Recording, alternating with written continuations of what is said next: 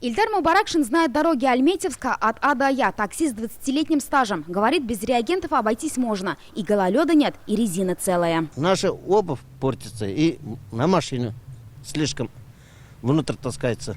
Да, потихонечку можно ездить. В этом году по просьбе жителей вовсе решили отказаться от использования реагентов, а сделать упор на очистку и своевременный вывоз снега. Реагенты нужны в плане того, что, например, вот на спусках, на подъемах. Даже разницы не заметить.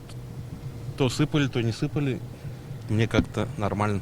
Эксперимент с отказом от использования реагентов завершен. На количество ДТП это никак не повлияло, а даже наоборот, есть снижение аварий, говорят инспекторы. А вот пешеходы не в восторге. В некоторых местах тротуары словно катки. Жители просят посыпать их реагентом, чтобы лед под ногами растаял. Очень сильный гололед, невозможно с ребенком ходить.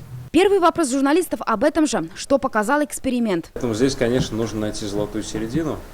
На будущее мы однозначно, и я хочу сказать, да, песок это точно не выход. Поэтому мы будем работать дальше комбинированно.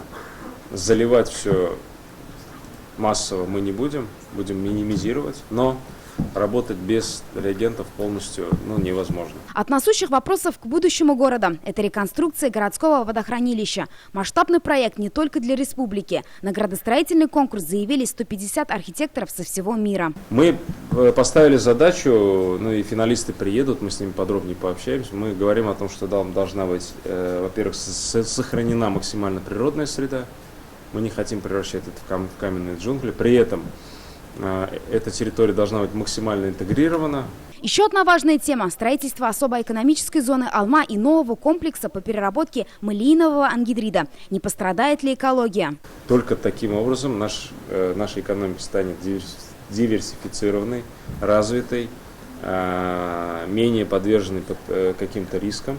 И самое главное, на городе будут рабочие места, будут налоговые отчисления, и территория будет дальше развиваться. Здравоохранение, образование, очистные сооружения – говорили обо всем. Тимур Нагуманов подчеркнул, Альметьевск будет развиваться и останется социально развитым районом. Филюза Хамидуллина, Эрик Хабибуллин, ТНВ, Альметьевск.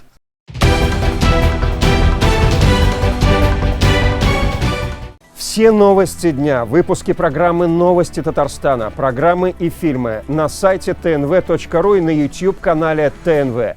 Подписывайтесь.